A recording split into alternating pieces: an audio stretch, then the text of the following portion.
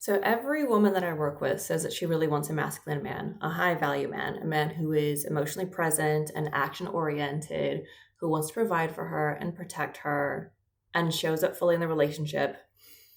And then she spends all of her energy trying to say the right things and script herself and communicate the right way and follow the right rules. How long should I wait to reply to him? Or if you're already with your man, uh, what exactly can I say to him to get him to actually take the trash out, right? Here's what nobody's actually telling you. You don't attract the right man through some kind of strategy. You attract him naturally without even trying by becoming somebody that he actually recognizes as a match. And that starts with you, not with him.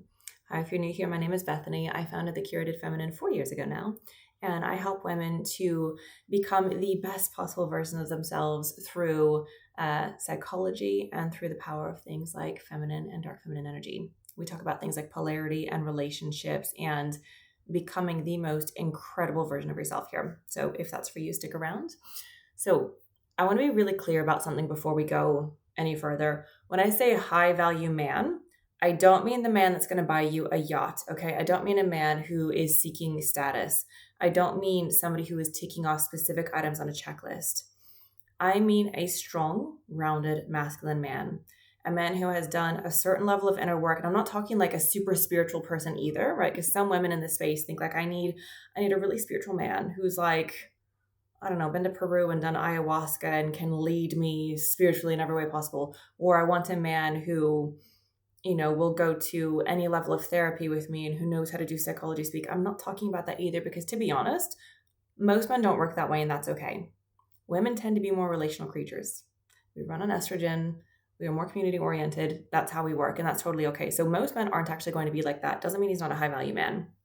What I mean by high value man is a man who is grounded, who is masculine, who genuinely wants to provide for you, right? So I don't care if he's making $1 million per year or 100K per year or 50K per year, depending on where you're living, whatever, as long as he has goals, he is purpose oriented, he is striving to be the best version of himself as well, just like you are. He wants to see you relaxed. He's excited by and turned on by you being happy and relaxed. He doesn't want a woman who is hyper independent, who has to do everything herself. Like, men who look for women like that are often leeches, quite frankly. Like, if he is looking for you to be able to, retire him one day, it's okay if you do that. It's just, is he looking for that?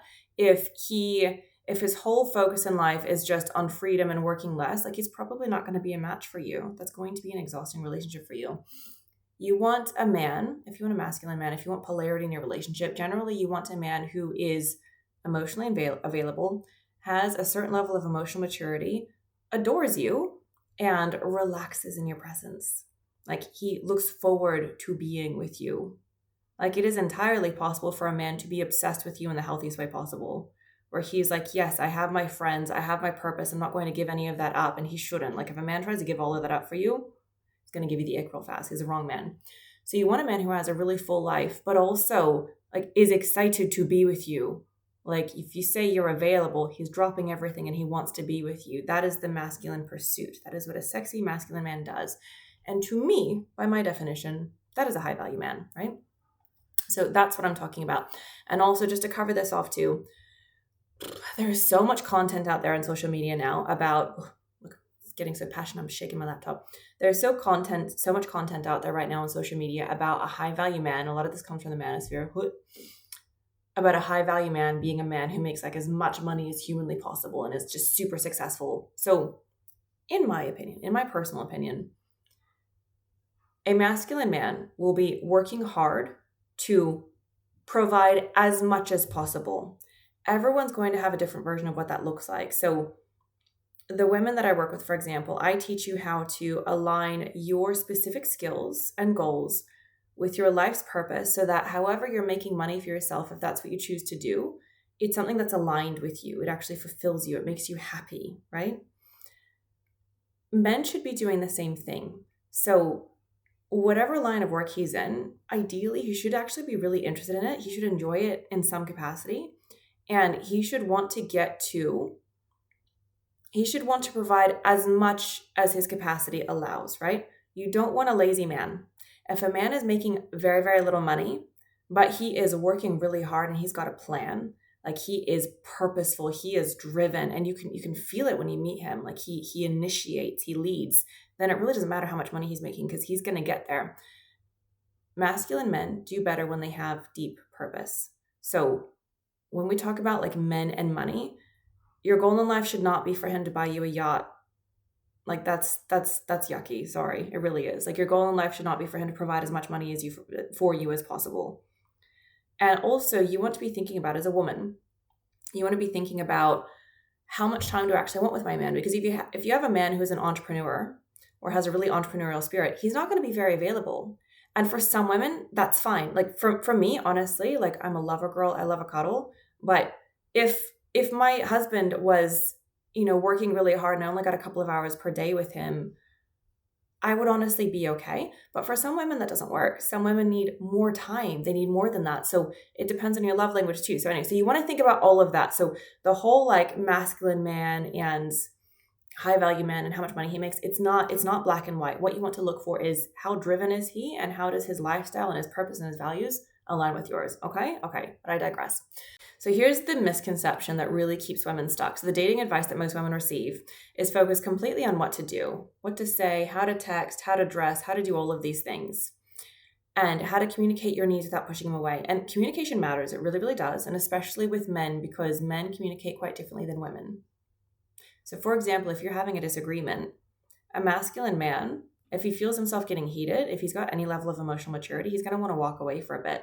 Or if you've given him a ton of things to think about, he's going to want to walk away so you can have a think. He goes away into like his man cave, so to speak. Whereas for women, we tend to work differently. Like if we're having a disagreement, most of the time women will want to continue hashing it out until the problem is solved because we're very relational creatures and not doing so feels like rejection. So understanding and communication, how men work versus women is really important. But communication is like it's a sliver of everything. You can't wordsmith your way into the relationship with the right kind of man. You can't follow a script and then earn his respect. He'll feel the gap between what you're kind of performing, the performance, and who you actually are. Men are incredibly good. Like good, genuine men are incredibly good at spotting inauthenticity. Most men, they've done research on this, most men will say that what they really want in a woman is authenticity. And it's because they can feel it. We talk about women's intuition all the time, but men have a strong, gut sense for things as well. So they know when you're being genuine versus not. They know if you're faking embodiment, if you're faking being like a grounded woman, a sensual woman, a feminine woman, like they can tell if you're faking it versus if you actually embody it. They can tell very quickly. The other reframe I want you to really think about is what sky high standards actually mean. Because to me, as a woman, if you are working hard on yourself, you should have very high standards. It's just that you want to be a match for those high standards. So standards get talked about constantly, but sometimes women in this space talk about standards in a way where it's like, he should bend over backwards and be everything for me. And because I'm a woman, I deserve that. That's not quite how that works. It's really not. So to me, a woman is the prize, but not in a toxic way. We are the prize because we get to be the choosers, because we're designed this way biologically. It should be that good men are auditioning, so to speak, for our hand. That's how that works, because we're the ones that biologically have the power to make babies. We are the ones that have greater risk when it comes to dating, right? So if a man goes on a date with a woman and they sleep together on the first date, he's risked like nothing really. I mean, there's a few risks involved, but nothing. We go on a date and we sleep with a man on the first date. We risk being taken advantage of physically. We risk being accidentally impregnated, which can be a very, very long-term either trauma if you weren't expecting it, or commitment, right? There's so much more that we risk. And also our biological clock is a lot shorter than theirs. And so when we're dating, our time is actually more important than a man's in many ways, because again, we're the ones that have the babies. And so, if you're a 35-year-old woman and you're dating and you haven't had children yet and you really want children, and you're dating a man who is 45, your time is still technically more important, because if he's wasting your time and he's not the right man for you, he can still go on to have kids into his 70s and 80s if he really wants to, but you cannot. And so in that way, we are the prize, not because we are more important, not because women are better than men, because they're not. We are equal power, but different, but because you get to be the chooser. You are supposed to be the selector. And the right man will find that sexy. The right man wants to pursue you. The right man gets excited by vying for your hand, so to speak. Okay. So that's what, when I talk about women being the prize, that is what I mean. Not that women are more important, but that we are the selectors for damn good reason. So a woman who has genuine standards doesn't need to announce them. She doesn't need to be testing the right man. She's not trying to prove herself to him, and she's not trying to get him to prove himself to her, right? She's not playing hard to get, for example. She's not trying to be cool when she's dating.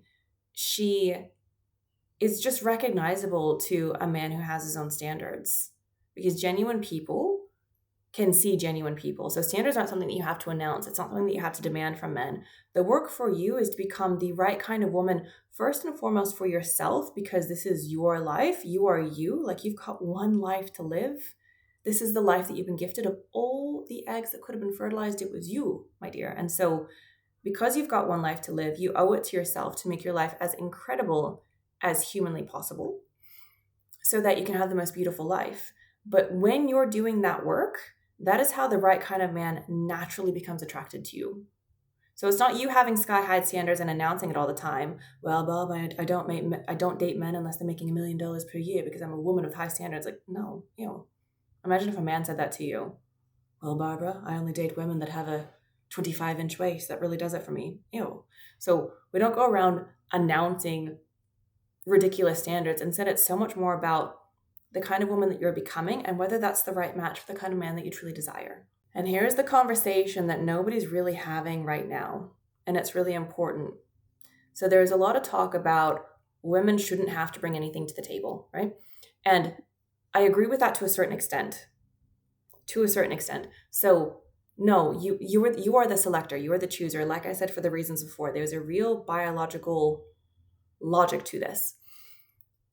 But that doesn't mean that you're not supposed to be bringing things into the relationship that serve him and vice versa. So what some men mean when they say, like, what do you bring to the table, is they want to know, are you going to serve me? Are you going to cook for me? Are you going to be, the kind of mother that looks after my children where I can go out with the boys and have fun? Like, when a lazy man, a man that's not living his best life, asks that kind of question, that's what he means. And that's where a lot of the pushback comes from. But I think that pushback has swung so far on the pendulum that now it's like, I get to bring nothing to the table because I am the prize, because I am woman, hear me roar. And that's not actually how that works. So as a woman, the things that you bring to the table, so to speak, is your essence, your being. So when you have worked hard on yourself to regulate your nervous system and to become the best possible woman that you can, a man relaxes in your presence. Your joy relaxes his whole body. Hugging you is supposed to melt him and vice versa. Just being able to speak to you and know that you are listening and that you are a safe space for his thoughts is incredible for a man, because most men don't get to experience that. Like, men are generally less affectionate with each other than women are. And so he's not getting oxytocin bonding with other people all day long like we do. Like most women, if you have a healthy attachment style, we're touching each other all day. We're hugging. I held hands with my best friend the other day when we went to the Pretty Woman musical, walking down the street holding hands. Two fully straight women. Like, that's just how women are, right? And so men aren't getting that. So he gets in your presence, he gets oxytocin, he gets calm, he gets joy because of your feminine energy that you should be working to cultivate, because it makes your life a hell of a lot better. He gets all of that. And also, if you are a woman who wants to have children, you literally create life for him. Like, he has fun, does a thing once, and then you're carrying a baby for 9-10 months. So you are procreating his bloodline for him. So it's your essence, it's who you are that brings so much to the table. So you're not here to audition for a man. You're not here to be like, well, I cooked 10 amazing dishes and I can make your life better because of it. No, right? You should do those things if it makes you happy. And side note, everybody should know how to cook. Okay, you should know how to make a couple of dishes just as a human being with any level of responsibility. You don't have to be an amazing cook, but you should know how to cook something, right? But you're not here to audition for men in dating.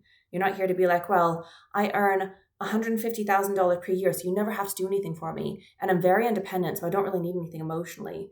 And, we've got really good genes in my family. I can make beautiful babies, and I'm a really good cook. Blah, blah, blah. No, you're not here to audition for men. And actually, that will put a masculine man off. So when I talk about what you bring to the table, what I mean is who you are. It's your very essence as a woman that brings things to the table for a man. And for a man, in many ways, same thing, vice versa. It's just that men deeply need, so everybody needs purpose, but men are even more action oriented than women because they run on testosterone primarily. And so a man that is not working hard towards goals is a miserable man. That's generally a man with depression who is not happy with his life. So you want a man who has goals, who is striving, who wants to provide for you financially and with safety and everything else, because that's what makes good masculine men happy. Just like it makes good women happy when we live a purpose-driven life and we have beautiful girlfriends and we are working towards goals that challenge us but also make us, filled with joy, and we are regulated and we are kind and we are like, that's a good woman. Yeah. And so it's not up for you to audition for a man and bring things to the table, so to speak, but you are basically bringing things to the table through who you are. And so the biggest investment that you can make in your future relationships is you. It's you as a woman. So the woman who only thinks about what she wants attracts a man who only thinks about what he wants, right? If you're only thinking about, I want a man that makes X amount of money, then you're going to attract a man that thinks, I want a woman who, has exactly this kind of body or can do exactly this thing for me, and that's it. Selfishness attracts selfishness. But if you think about who you are becoming and you work very, very hard on who you are as a person, and your goal in life is to grab life by the balls and be the best possible version of yourself, you will naturally attract a man who's doing the same. And so you will both bring things into the relationship that makes the relationship beautiful. That's how you build healthy relationships, not by auditioning or by wanting men to audition for you. So the next reframe for you is that a masculine man, like one of his core needs, if you want a truly masculine man, is for him to feel that you trust him, not like you're testing him constantly. He doesn't want to feel like you're keeping score, like you are monitoring his efforts, like you're second guessing his decisions. He wants you to have genuine faith in his ability to show up and to do things for you and to do things in his own life. And he wants to feel seen, not mothered, right? So if he comes home from a hard day at work and he chooses to vent to you, which is a beautiful thing, by the way, because a man has to really trust you to want to vent. Like, women tend to do this more easily because we are more relational creatures in many ways. So if a man's trusting you and opening up, you want to be a safe space for him. And you do that by listening and telling him, like, that sounds awful. Here's what I heard you say. You've got this. I can't think of anybody more capable. Because that builds his trust in himself. He doesn't want you to mother him. He doesn't want you to come at him with 10 different solutions to say, you should have done this, you should have done that. If you'd spoken to that person that way, if you'd spoken to Janice at work a different way, maybe you wouldn't be in this situation. No, right? Same thing with, he doesn't want you reminding him if he's taken his vitamins. I mean, some men do, but masculine, high-value men, depending on how you view that, don't. They are self-sufficient. They don't want to feel like you are their mother. They want to feel like you are their lover. And so the more masculine a man feels in your presence, the more masculine he becomes. He becomes an even more incredible version of himself, not because you're trying to change him, because you're not, just because you have learned how to receive. You've learned how to trust the right men. You've learned how to let him be his masculine self. And that in and of itself inspires him to do even more for you and to be an even more incredible man. Not because he's auditioning for you, but because that's where the polarity comes into play. The more beautiful the life is that you create, the more kindness and authenticity that you exude, the harder you work on yourself, the more regulated and calm you become, the more incredible the friendships are around you, the more you try to give back to your community and to this earth that we're living on, the more he wants to step up for you too. So it's not even you doing things for him. It's who you are. It's your essence. So here's the final reframe for you. The answer to attracting a high-value man is living in your own highest purpose. It's building a life that genuinely fulfills you, not as some kind of a performance, but because that's what you want to do. You want to build a beautiful life. It's becoming the best version of yourself first, not to attract men, not to date the right kind of men, not to get some high-value man to provide a certain kind of life for you, but for you. And when you do that, the right man just appears, and he will appear in a way that he is happily pursuing you. He'll appear in a way where he wants to take you out, but that only happens when you are the kind of woman who's not auditioning for life. Like, you are the star already because you choose to be, because you know that you've already been gifted the gift of life. Like, life is already yours. There's nothing to audition for. And so women that understand this, women that understand that you're already the star of your own life, because like literally we're all our own main characters, right? I had somebody come at me once on Instagram. He was like, you just think you're the main character, don't you? I'm like, yeah, dude, I am in my own life, and you're the own main character in yours. That's not a very good way to look at life. Whatever, Tony. Okay. But literally, you are your own main character. That's how life works. We can't actually read other people's minds. We're not in other people's bodies. We're not in other people's brains. We're in our own. So the woman who gets that she doesn't have to audition for men, she doesn't have to audition for life. Like, you're already the star, baby. This is your life. And you get to make this movie of your life however the hell you want. You can make it as beautiful as you possibly want to. The woman who lives life like that, you've got to sparkle about you, right? You feel authentic. You feel good to be around. And women like that are giving back to others in a really beautiful way, right? Purposeful, kind, authentic, sensual. So sensuality is a good video topic. Actually, I need to do one on that. Sensual. You've got a je ne sais quoi, right? You are in love with your own life. And by the way, all of that creates sensuality. Women who are completely in love with their lives are so much more sensual because you're connected to everything around you. You live life with a certain kind of abandon that's very, very attractive. You're connected to your senses, therefore you are sensual. And so when you do all of that, because it's your duty as a person who's been gifted with life, it's your duty to be the best possible version of yourself. When you're doing all of that, that's how the right man finds you. That's how the right man becomes attracted to you. So no more asking what you need to say to attract him. I want you to think about, who do I need to become to be ready for the right kind of man? What can I bring to his life that will be beautiful to him? But how do I bring that to myself first? Because the right man's already out there looking for a woman exactly like that. And he'll find you once you start doing the work on yourself first. Thank you so much for watching. If you want to dive into that further, I have a couple of things for you. You can either reach out to me for a one-to-one intensive, so we can do like a whole day in Telegram, voice notes about this topic or anything else that you want to when it comes to feminine energy, relationships, polarity, dark feminine energy, standards, all the things. Or, and I'll drop the link down for that down below, I can speak. Or I have something called the Throne Room, which is it's like a mini mastermind where you get to ask 2 questions per week. You get direct voice notes from me back to you about the questions that you ask me, answering your questions, as well as loads of voice note trainings. There's already at least 30 in there that you can dive into straight away. So it's like one-to-one coaching in your back pocket for $77 per month. So if you want that, the link for that is also below. Thank you so much for watching, and I'll see you soon.